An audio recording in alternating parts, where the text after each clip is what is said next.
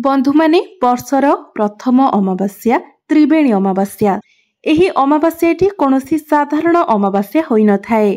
बंधु माने किछि एपरि कार्य रही थाए जो कार्यगुड़िक त्रिवेणी अमावास्या दिन करिबा निषेध होइथाए।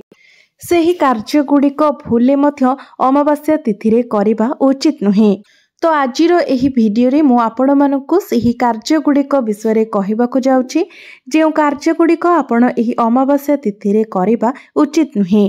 एहा सहित मु आपणको आजिर एही भिडियो रे कहिबी एक एपरि चमत्कारी जिनिस अछि जहाको आपण एही त्रिवेणी अमावास्या दिन खाइ नेबा द्वारा आपणकर समस्त मनस्कामना खूब शीघ्र पूर्ण होई जिवो। एहा सहित आजिर एही भिडियो रे मु आपणको एपरि एक चमत्कारी उपाय विषय मध्य कहिबी जे उपायटी को आपण एही त्रिवेणी अमावास्या दिन करिनेबा द्वारा आपणको माँ लक्ष्मीकर विशेष कृपा प्राप्ति हेबो, जहा फल रे आपणको गृह रे केबे भी अन्न धनर मध्य अभाव हेबो नाही। तो बंधु माने सेथिपाई आजिर एही भिडियोटी बहुत ही खास अटे, गुरुत्वपूर्ण अटे।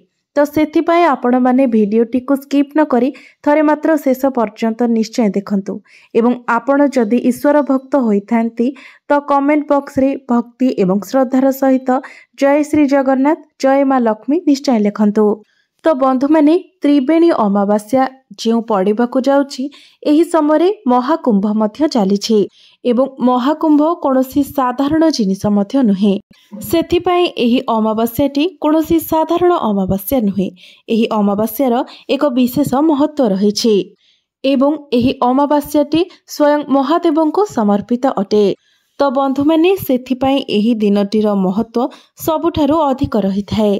तो आपण जदि मध्य आपणको जीवन रे सुख समृद्धि चाहुछंती, धन वैभव चाहुछंती एवं आपणको जीवन रे जो सब समस्या चलीछि ताहारो सेथिरु मुक्ति पाइबा पई चाहुछंती तो आजिर एही भिडियोटी आपण मानक पई बहुत खास अटे। बंधु माने अमावास्या तिथि रे दान पुण्य स्नानर अधिक महत्व रही थाए। तो एही समय जेहेतु महाकुंभ चलीछि एवं आपण अमृत स्नान करि पारु नाहंती तो अमावास्या दिन जदि आपण निज घर निकटरे थिबा कोनोसी नदी रे मध्य स्नान करंती तो आपणको सेतिकी ही पुण्य फल प्राप्ति हेबो। जदि नदीर सुविधा नाही तेबे मध्य आपण निज स्नान जल रे किछि गंगा जल मिसाई स्नान करि पारिबे। सेथिरे मध्य आपणको तीर्थ जल रे स्नान करिबार पुण्य प्राप्ति हेबो। तेबे मने रखिबे जे आपण जो जल रे गाधौछंती ताहा जेपरि गरम पानी न होथाय, नॉर्मल पानी रे ही आपण गंगा जल मिसाई स्नान करिबे। बंधु माने शास्त्र रे वर्णना अछि जदि आपण अमावास्या तिथि रे शुभ मुहूर्त रे नदी रे स्नान करी विधि विधान पूर्वक पूजा करी कोनोसी दान करंती तो एहा द्वारा आपणकर पितृपुरुषंको शांति मिली थाए, सेमानंको मुक्ति प्राप्ति होई थाए एवं सेमाने आपणको उपरे प्रसन्न मध्य होई थांती। विशेष करी माघ मासर कृष्ण पक्षर अमावास्या तिथि बहुत ही विशेष होई थाए, जहाकु कि त्रिवेणी अमावास्या कहा जाय थाए। तो एही वर्षर प्रथम अमावास्यार तिथिटी 29 जनवरी रे पड़िबाकू जाउछि। तो बंधु माने 29 तारिख रे ब्रह्म मुहूर्त सकाळ 5:25 रु 6:18 पर्यंत रहिबो। तो एही समय अवधि मध्य रे आपणको स्नान करिवार अछि। एही समय जदि आपण स्नान करंती तो आपणको अत्यधिक पुण्य प्राप्ति होइथाए। बंधु माने एही दिन रे करा जायथिबा दान पुण्यर फल आपणको 10 गुणा अधिक प्राप्ति होइथाए। एही अमावास्या तिथि रे आपण कोनोसी ब्राह्मण किंबा दुखी रंकी व्यक्ति को भोजन दान करिबा मध्य उचित। जेहेतु अमावास्यार तिथिटी पितृपुरुषों को समर्पित होइथाए तेणु ए अमावास्या किंबा कोनोसी भी अमावास्या दिन आपण तामसिक भोजनर सेवन करिबा उचित नुहे। जदि संभव हुए तो अमावास्या तिथि रे आपण उपवास मध्य करि पारिबे। बंधु माने शास्त्र रे वर्णना अछि जे अमावास्यार पूर्व दिन, अमावास्या दिन एवं अमावास्यार पर दिन अर्थात प्रतिपदा दिन एही 3 दिन जदि आपण निजको शुद्ध एवं पवित्र रखंती तो आपणको पई एहा मंगलकारी होइथाए। एही सबु दिन रे आपण निशा द्रव्य ठारू मध्य दूरे रहिबा उचित, मांस एवं तामसिक भोजन ठारू दूरे रहिबा उचित। कारण एही सबुर केवल आपणको शरीर उपरे ही नुहे आपणकर भविष्यत उपरे मध्य एही सबुर खराब प्रभाव पड़ी थाए। एहा सहित अमावास्या तिथि रे छुंचीर व्यवहार करिबा मध्य उचित नुहे। तो एही दिन आपण सिलेई करिबारु वंचित रहिबा उचित किंबा कपड़ा मध्य कटाकटी करिबा ठारो दूरे रहिबा उचित। बंधु माने अमावास्या तिथि रे नकारात्मक शक्तिर आधिपत्य अधिक रही थाए, सेथिपाई आपण माने एही दिन कोनोसी भी खराब कथा चिंता करिबा उचित नुहे। एवं आपण जदि अमावास्या तिथि रे हनुमान चालीसार पाठ करती, राम नाम जप करती तो यह आपणको अधिक शुभ फल देई थाए। अमावास्या तिथि रे नख किंबा केश काटिबा मध्य उचित नुहे, केश धोइबा मध्य उचित नुहे। अमावास्या तिथि रे जदि आपण विवाहित अटंती तो दंपतिक मध्य शारीरिक संबंध रखिबा मध्य उचित होई न थाए। एहा व्यतीत एही दिन आपण गुरुजन मानकु कोनोसी खराब कथा कहिबा किंबा सेमानकु असम्मान कला भली कोनोसी कथा कहिबा किंबा व्यवहार करिबा उचित नुहे। एमितिरे केवल अमावास्या तिथि रे ही नुहे, कोनोसी दिन आमे निजर गुरुजन मानकु अपमानित किंबा असम्मान करिबा उचित नुहे। बंधु माने आपण जदि अमावास्या तिथि रे पितृपुरुषंक उद्देश्य रे दान तर्पण एसबु करती तो आपणको उपरे सर्वदा पितृपुरुषंकर आशीर्वाद रही थाए। बंधु माने अमावास्या तिथि रे राति रे केवाडे बुलिबा उचित नुहे, विशेष करी महिला माने केबे भी अमावास्या तिथि रे बाहर को जिबा उचित नुहे, कारण अमावास्या दिन राति रे नकारात्मक ऊर्जा गुड़िक बहुत बलशाली हो जाई थांती। अमावास्या तिथि रे आपण निज भोजन रे लुणर व्यवहार करिबा मध्य उचित नुहे। अमावास्या तिथि रे जदि आपण फलाहार करती तो यह आपणको पई उत्तम होई थाए। एबे आसंतु जानि नेबा एही अमावास्या तिथि रे आपण केउ जिनिस गुड़िक खाइबा द्वारा आपणको यह शुभ फल प्रदान करि थाए। तो प्रथम जिनिसटी हेउची बेलपत्र, कारण बेलपत्रटी भगवान शिव शंकरंकर अत्यंत प्रिय होई थाए। अमावास्या तिथि रे बेलपत्रर सेवन करिबा द्वारा आपणको प्रभु शिव शंकरंकर कृपा प्राप्ति होई थाए। एहा सहित जदि आपण अमावास्या तिथि रे मूलार सेवन करती तो एहा द्वारा मध्य आपणको प्रभु शिव शंकरंकर कृपा प्राप्ति होई थाए। एहा छडा जदि आपण अमावास्या तिथि रे राशिर सेवन करती तो एहा मध्य आपणको शुभ फल देई थाए। गुड़ मध्य भगवान शिव शंकरंकर अत्यंत प्रिय होई थाए, तो आपण अमावास्या तिथि रे गुड़र सेवन मध्य करि परिबे। दही मध्य भगवान शिव शंकरंकर अत्यंत प्रिय होई थाए, तो आपण माने अमावास्या दिन दही खाइबा मध्य आपणको शुभ फल देई थाए।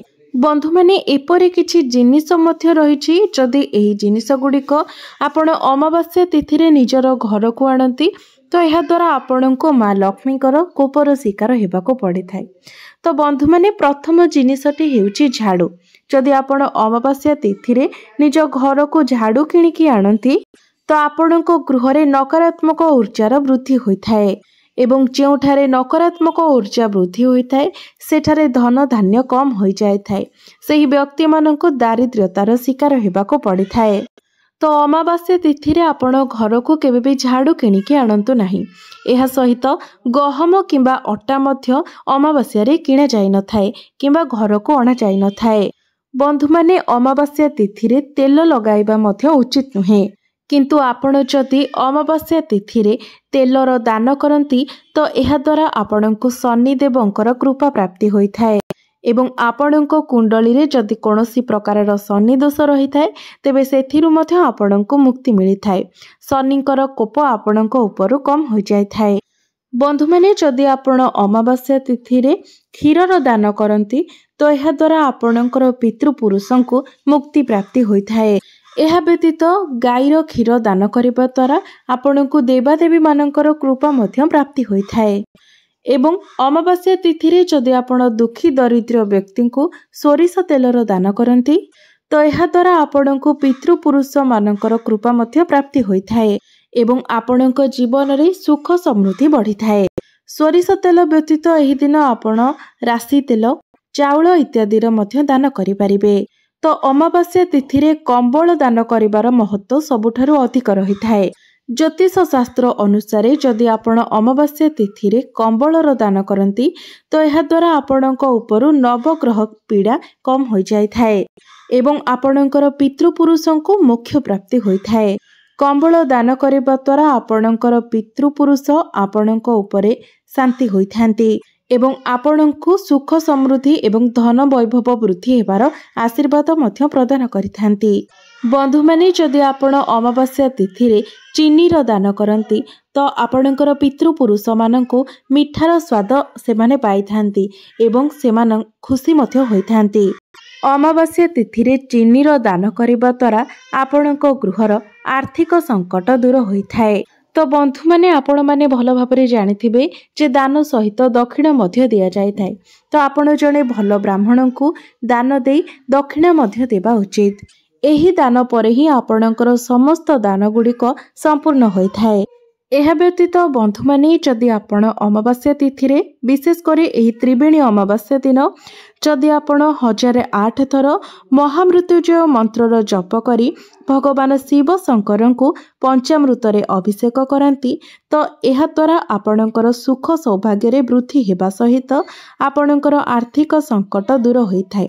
एवं जे माने अविवाहित अछंती जेते चेष्टा परे मध्य आपणकर विवाह होई पारु नाही तो एही उपाय द्वारा आपणकर विवाह जोग मध्य खोली जिवो। एहा व्यतीत जदि आपण एही त्रिवेणी अमावास्या दिन भिन्नक्षम व्यक्ति को अपंग व्यक्ति को भोजन करंती तो एहा द्वारा आपणकर कुंडली रे राहु केतु एवं शनि दशा कटि जाय थाए। आपणको राहु केतु एवं शनिकर शुभ प्रभाव प्राप्ति होई थाए। सेथिपाई शनि मंदिर बाहर बसिथिबा भिक्षुक अपंग एवं अशक्त गरीब व्यक्ति को वस्त्र भोजन दान करिबा उचित। एपरि करिबा द्वारा पापी ग्रह माने शांत होइथांती। तो बंधु माने सबुठारु विशेष कथा हेउछि एही थर त्रिवेणी अमावास्याटी सोमवार दिन पड़ुछि। सेथिपाई आपण जदि सोमवार दिन भगवान शिव शंकर को अभिषेक करंती तो जो माने अविवाहित अटंती तो आपणकर विवाह जोग खोली जिवो एवं आपणकर समस्त मनस्कामना मध्य पूर्ण हेबो। तो बंधु माने आपण माने निश्चित भाबरे अमावास्या दिन एही सबु कथार पालन करंतु। एही सबु कथार पालन करिबा द्वारा आपणकर अनेक गुडी समस्यार समाधान होई जिवो एवं आपणଙ୍କୁ भगवान शिव शंकरଙ୍କର विशेष कृपा मध्य प्राप्ति हेबो एवं आपणଙ୍କର पितृपुरुष मानकर आशीर्वाद मध्य प्राप्ति हेबो।